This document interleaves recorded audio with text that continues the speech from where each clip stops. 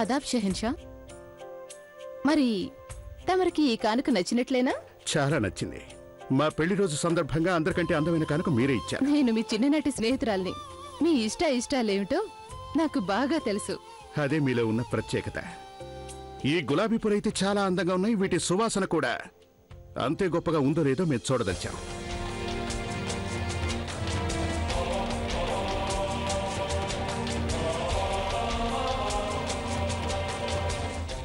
సుభానల్లా, చాలా గొప్ప సుగంధం.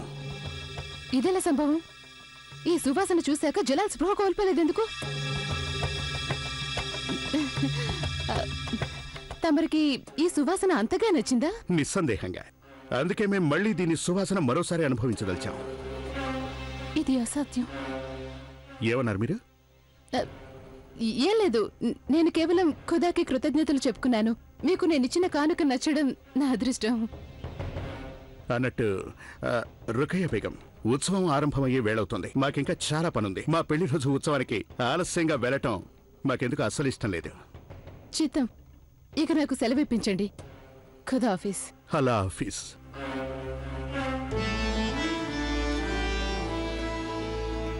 ఇంకా మీరు నా మీద కోపంగానే ఉన్నారా?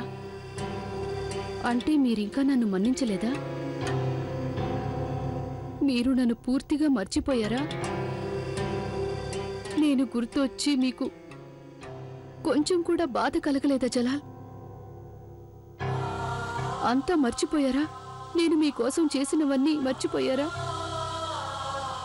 మర్చిపోయారా మీరు? మీరు మర్చిపోతే మాత్రం మరేం పర్వాలేదులేండి. నేటి తర్వాత మీరన్నీ జ్ఞాపకం ఉంచుకుంటారు. నా పేరు మాత్రమే కాదు, నా పని కూడా గుర్తుంటుంది. మీ పెళ్లి రోజు సందర్భంగా మీకు శుభాకాంక్షలు చెప్పడానికి నేనే వస్తున్నాను మీ దగ్గరికి. ఎక్కడికమ్మా బయలుదేరావు? జలాల్కి ఈరోజు ఎంతో ముఖ్యమైన రోజు, విశేషమైన రోజు. నేను జలాల్కి శుభాకాంక్షలు చెప్పడానికి వెళ్తున్నాను. నీకేమైనా మతిపోయిందామా? ఇంత అవమానం జరిగిన తర్వాత కూడా నువ్వు అక్కడికి వెళ్తానంటున్నావా? నువ్వు వెళ్ళడానికి ఎంత మాత్రం వీల్లేదు. నేను చెప్పింది వినిపించలేదా? నువ్వు అక్కడికి వెళ్ళడానికి వీల్లేదు. ఆదం ఖాన్, నువ్వు నీ హద్దులు అతిక్రమిస్తున్నావు. నేనెవరనేది తెలీదా నీకు? ఎవరు నువ్వు? ఎవరు నువ్వు? ఏమిటి నీ స్థానం? ఇప్పుడిక నువ్వు మహామంత్రివి కాదు, అలాగే జలాల్కి పెద్దమ్మవి కూడా కాదు. నువ్వు కేవలం ఒక దాసీవి మాత్రమే. ఇక నువ్వు చేయవలసిందల్లా వచ్చేపోయే వాళ్లకు తల వంచుకుని సలాములు చెయ్యడం ఒక్కటే. ఆదం ఖాన్, ఏ ఇప్పుడెలా ఉంది నీకు నన్ను అడ్డుకోవడానికి? నిన్ను కదలనివ్వను. ఆశ్చర్యంగా ఉందా నీకు? ఇంత చిన్నవైన నా వేలు నీ కొండంత శరీరాన్ని కదలకుండా చేసాయి కదూ. నువ్వింకా నేర్చుకోవాల్సింది చాలా ఉంది శత్రువుని ఓడించటానికి.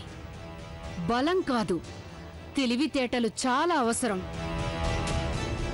అదను చూసుకుని చిన్న దాడి చేస్తే చాలు, శత్రువు మళ్లీ లేవలేడు.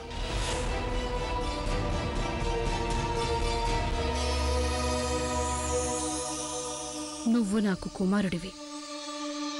నాకు నువ్వంటే ఎంతో ఇష్టం, అందుకే నిన్ను వదిలేశాను. నీ స్థానంలో వేరొకరుంటే వెంటనే ప్రాణాలు పోగొట్టుకునేవారు. మర్చిపోలేదు నేను. జలాల్ నా అహంకారాన్ని అణిచివేయటమే కాదు, తన పట్ల నాకున్న ప్రేమను కూడా పోగొట్టుకున్నాడు. నేను నిన్ను ఎంతో ప్రేమిస్తున్నాను ఆదాం. నా మాట నమ్ము. నేనేం చేసినా కేవలం నీకోసమే చేస్తున్నాను. నేను ఒక్కసారి కాదు 1000 సార్లనే జలాల్కి సలాం చేస్తాను. బహుశా తను నన్ను పట్టించుకోకపోవచ్చు. అతనిప్పుడు కేవలం జోదాన్ని పట్టించుకుంటాడు. కానీ ఏమైతేనేం, ఇలాంటి వాళ్ల వల్ల నాకెలాంటి నష్టం కలగదు. ఎందుకంటే ఇలాంటి వాటి వల్ల నేను నా లక్ష్యాన్ని ఎన్నటికీ విస్మరించను. నీకో సంగతి తెలుసా ఆదాం? ఎవరైనా తన కాళ్ల దగ్గరే పడి ఉన్న బానిసని ఎంతమాత్రం ఎన్నడూ పట్టించుకోరు. ఎందుకంటే ఆ బానిస తన కాళ్ల దగ్గరే పడి ఉన్నారన్న ధైర్యం, తన చెప్పు చేతుల్లో ఉంచుకోవచ్చన్న నమ్మకం. కానీ ఆ బానిస చాలా తేలిగ్గా తప్పు చేస్తారు. ఎందుకో తెలుసా? ఎందుకంటే ఆ బానిస దృష్టి ఎప్పుడు ఆ వ్యక్తి కాళ్ల మీదే ఉంటుంది కనుక. అందువల్ల ఆ బానిస ఆ వ్యక్తిని కాళ్లులాగి ఎప్పుడు కింద పడేయాలో బాగా గ్రహించగలడు. నా విషయంలో ఏవేవో జరిగాయి, కానీ వాటి ప్రభావం నీ ముందున్న భవిష్యత్తు మీద కొంచెం కూడా పడనివ్వను. నేను నిన్ని సామ్రాజ్యంలో అతి గొప్ప స్థానంలో చూడదలిచాను. ఇప్పుడు జలాల్ పట్ల నా మనసులో ఏదైనా భావం ఉంటే అది కేవలం ద్వేషం ఒక్కటే. ఆదాం, నేను నీకు విజ్ఞప్తి చేస్తున్నాను. ఆ ఖుదా దయ వల్ల దయచేసి ఇంకెప్పుడూ నన్ను నీ మీద కోపం ప్రదర్శించే పరిస్థితి రాకుండా చూడు.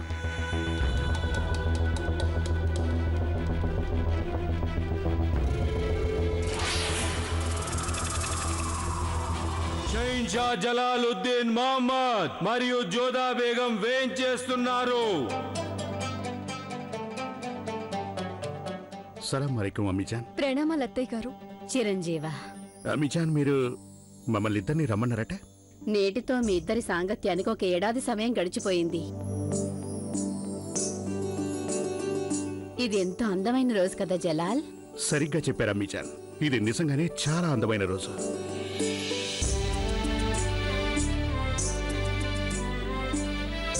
మీ ఇద్దరిని ఇలా జంటగా చూస్తే ఎంత చూడముచ్చటగా ఉందో.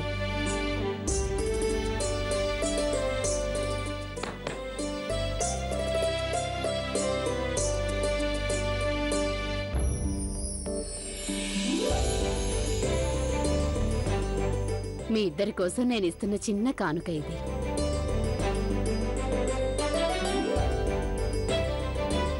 అమ్మీజాన్, నిజం చెప్పాలంటే ఇది ఎంతో అందమైన కానుక.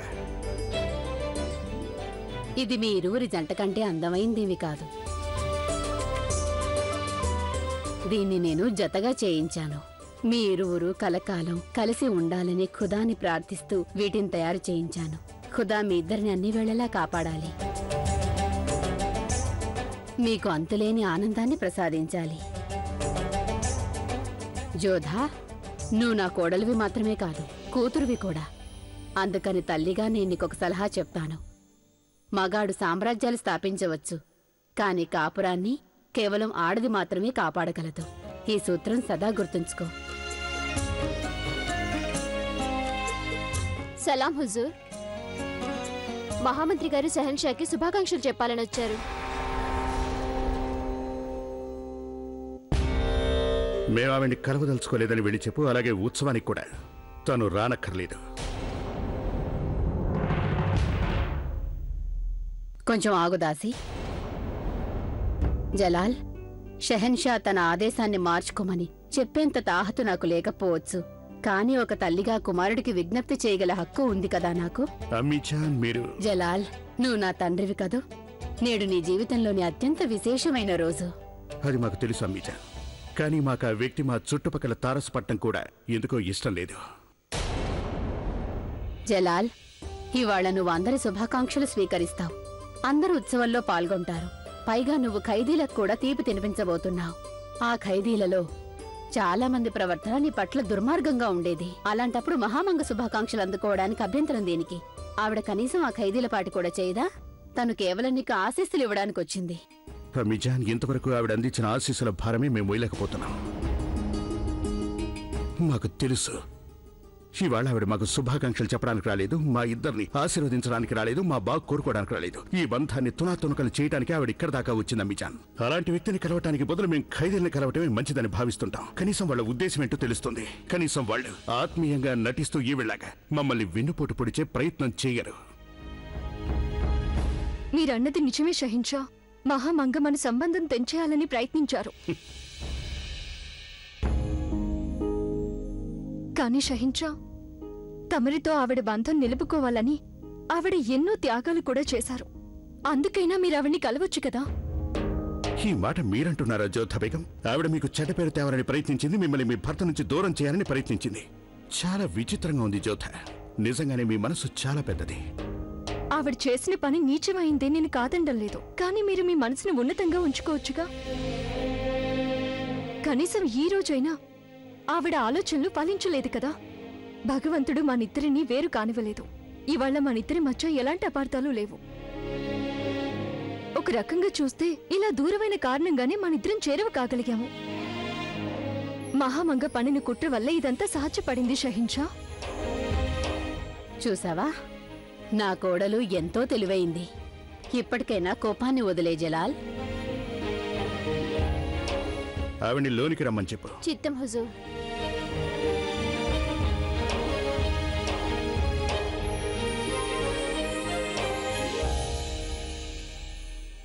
ఆదాబ్ షెహన్షా. ఆదాబ్ మహారాణి గారు. ప్రణామాలు మహామంగ గారు.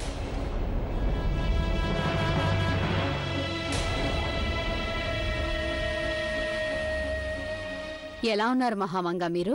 అంతా బానే ఉంది కదా? అంతా బానే ఉంది మహారాణి. మీకు శుభాకాంక్షలు చెప్పాలని నేను మీ సైనాగారానికి వెళ్ళాను షెహన్షా. మీరిక్కడికి వచ్చారని అక్కడ నాకు తెలియగానే మీకు శుభాకాంక్షలు చెప్పడానికి ఇక్కడికి రావాల్సి వచ్చింది. అమిజాన్, మా ఉద్దేశం ఏమిక బయలుదేరి వెళ్ళటం మంచిది.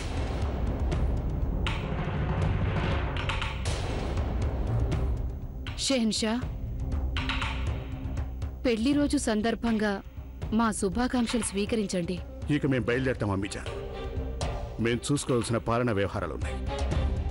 ఇక మనస్ఫూర్తిగా మా కోసం ప్రార్థన చేసేవాడి దగ్గరికి వెళ్ళటం చాలా మంచిది. పదండి జోధా బేగం.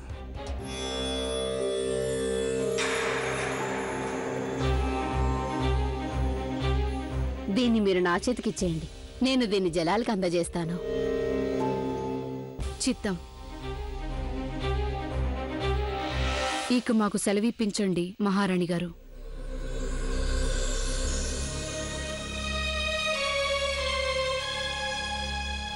ఈరోజు ప్రశ్న: రాణి మైనావతి భర్త పేరేంటి? ఏ రాజా బార్మల్, బి రాజా రాజ్ సింగ్. ఇలా ఎలా జరిగింది అసలు? నిజానికి జలాల్ స్పృహ తప్పిపోవాలిగా. మరి మరి ఆ మత్తు మందు వారి మీద ఎందుకు పనిచేయలేదు? దయచేసి క్షమించండి విశిష్ట బేగం. అయినా ఇలా జరిగినందుకు మీరు ఆనందించాలిగా. షహన్షాకి మీ కానుక నచ్చినందుకు సంతోషించకుండా ఇలా బాధపడతారు? అవును, నాకు బాధగానే ఉంది. నేను వేసిన పథకం మొత్తం విఫలమైపోయింది. ఏమిటా పథకం బేగం సాహిబా? నువ్వు సరిగ్గా నేను నిన్ను చేయమన్నట్టుగానే చేసావా లేదా? ఆ పుష్పగుచ్చం నేరుగా తీసుకెళ్లి షెహన్షా గారికి ఇచ్చావా? అందులో అవకతవకలేం చేయలేదు కదా? మీరు చెప్పినట్టే చేశాను. అదే గనుక అయినట్లయితే ఆ గులాబీలను వాసన చూసి కూడా షెహన్షా ఎందుకు స్పృహ తప్పిపోలేదు? ఎందుకు స్పృహ తప్పిపోలేదు? స్పృహ తప్పటమా? మాకేం అర్థం కాలేదు హుజూర్. షెహన్షా పువ్వుల వాసన చూస్తే ఎలా స్పృహ తప్పిపోతారు? ఎందుకంటే నాకు కావాల్సింది అదే కనుక. ఆ పుష్పగుచ్చం మీద నేను మొత్తం మందు చల్లాను. అది వాసన చూడగానే షెహన్షా స్పృహ తప్పుతారు. దాంతో జోధా బేగం ఉత్సవానికి ఒంటరిగా వెళ్లాల్సి వస్తుందనుకున్నాను. అర్థమైందా? యా ఖుదా, దయచేసి క్షమించండి హుజూర్. ఖుదా ఎప్పుడు ఏం చేసినా మంచి కోసమే చేస్తాడు. ఒకవేళ షెహన్షా గారు స్పృహ తప్పిపోయి ఉంటే, అలా జరగడానికి మీరే కారణమని వారికి తెలిసిపోతే కొంపలంటికిపోయి ఉండేవి. గుర్తుందా మీకు మహామంగాకి వారు ఎలాంటి గతి పట్టించారో? నీచుడా! అంటే నువ్వు నాకు చెప్తావా నేనేం చేయాలి, ఏం చేయకూడదు అనేది? పోయే కన్నుచి నీ ముఖం నాకు చూపించుకో. వెళ్ళో. చిత్తం హుజూర్.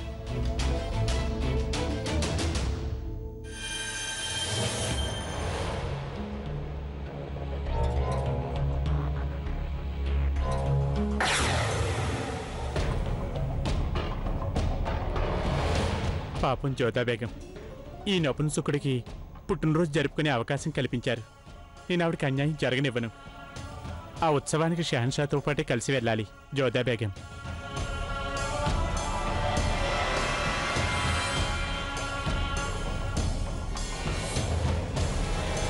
నన్ను మన్నించండి రోకయ్య బేగం. ఇది ఖచ్చితంగా మీకు ద్రోహం చేయడమే. జోధా బేగం పట్ల విశ్వాసపాత్రత. అసలు ఏం జరిగిందో నేను తెలుసుకుని తీరాలి. నేనే ఆ మత్తు మందిని స్వయంగా పరీక్షించాని, అయినా అది జలాల్ మీద ఎందుకు ప్రభావం చూపించలేదు? అంటే ఆ జోధా బేగంని బలపరిచే వాళ్ళు ఎక్కువైపోయారా ఈ మహల్లో?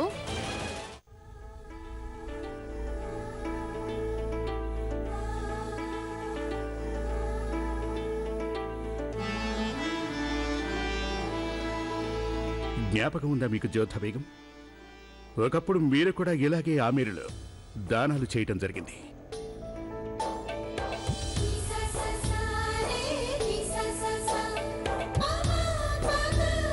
అవునవును, నేను మర్చిపోయాను. మీకింకా అదంతా జ్ఞాపకం ఉందా? ఆ రోజే తొలిసారిగా ఒక వ్యక్తి ఈ జలాలుద్దీన్ మహమ్మద్ గుండెలపై కరవాలం పెట్టారు.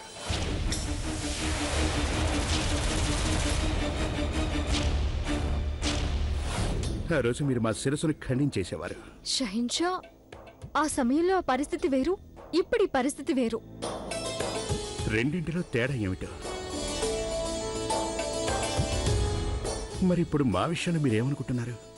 షహిన్షా, ఈ చోట మాటలు చెప్పుకోవడానికి తగింది కాదు. మనం ఇప్పుడున్నది కారాగారంలో. కనీసం ఒక్కటైనా చెప్పండి. ఆ రోజే గనక మీకు ఎవరి తలని మీరు మీ దేవీమాత పాదాల వద్ద ఉంచాలి అనుకున్నారో ఆ జలాలుద్దీన్ మహమ్మద్ మేమేనని గనక మీకు తెలుసుంటే మీరు ఏం చేసేవారు? మీరు మమ్మల్ని చంపేసేవారు కదా? అవునా కాదా చెప్పండి. నా మనసులో మిమ్మల్ని చంపేయాలన్న కోరిక ఇంకా ఉంది. అవునా? అవును. రోజు మొత్తం మీద ఏ భార్య అయినా తన భర్తని చంపేయాలని ఒక్కసారైనా అనుకుంటుంది. ఒక్కసారి. మరి మిగతా సమయంలో? మిగతా సమయంలో అందుకు పూర్తిగా విరుద్ధంగా చేయాలనిపిస్తుంది. అంటే భర్త గాయాలకి ఔషధం రాయటం, రాత్రంతా నిద్ర లేకుండా భర్త కోసం లేపనం చేయటం, తనకి సేవ చేయటం, అంతేగా? షహిన్షా, దీన్ని సేవ అనరు, ప్రేమ అంటారు.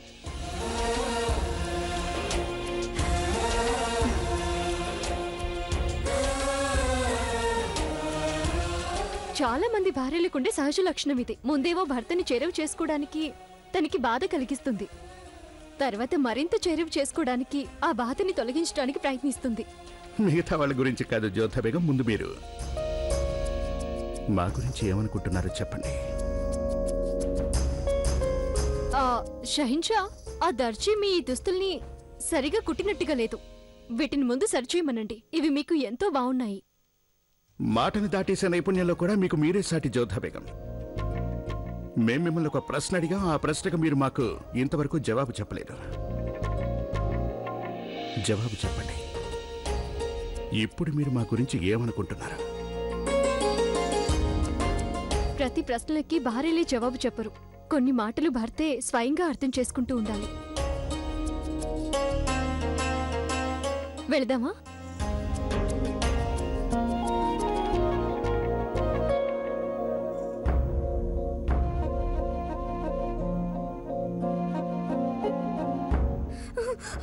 వదిలేయండి, నేనేం చేయలేదు, వదిలేయండి, వద్దు. నీ మీద దయ చూపించడమా? నువ్వు షహన్షా గారిని హతమార్చాలని చూసావు. ఇవాళేమో షహన్షా గారి పెళ్లి రోజు. నిన్ను చంపి నీ శవాన్ని షహన్షా గారికి కానుకగా ఇస్తాం. వద్దు వద్దు, నన్నేం చెయ్యొద్దు, వదిలేయండి. ఈ తప్పుని చేసిన వారెవరు? హుజూర్, ఇది మిమ్మల్ని హతమార్చాలనే కుట్రలో పాలు పంచుకుంది, అందుకే మేము దీన్ని శిక్షిస్తున్నాం. అవును, నేను చేసింది నేరమే. ఇక్కడికి వచ్చినప్పటి నుంచి నన్ను ప్రాణాలతో ఉంచినందుకు మీకు దీర్ఘాయుషునివ్వాలని ఆ ఖుదాని నేను ప్రార్థిస్తూనే ఉన్నాను.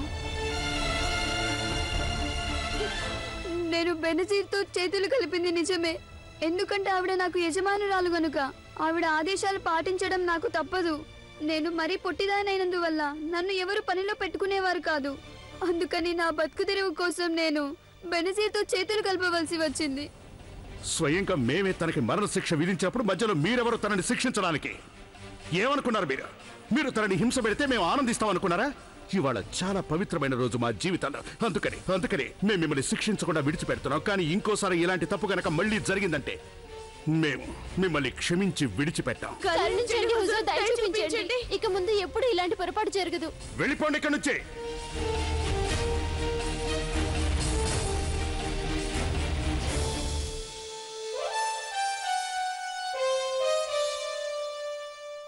ఈరోజు ప్రశ్న, రాణి మైనావతి భర్త పేరేంటి? ఏ రాజా బార్మల్, బి రాజా రాజ్ సింగ్. సరైన సమాధానాన్ని జట్టి జేఏ అని టైప్ చేసి స్పేస్ ఇచ్చి ఏ లేదా బి అని టైప్ చేసి 57575కి ఈరోజే SMS చేయండి. SMS కాంటెస్ట్ లో పాల్గొనండి. XXX వారు అందించే రోజుకో వెండి విగ్రహం మీ సొంతం చేసుకోండి.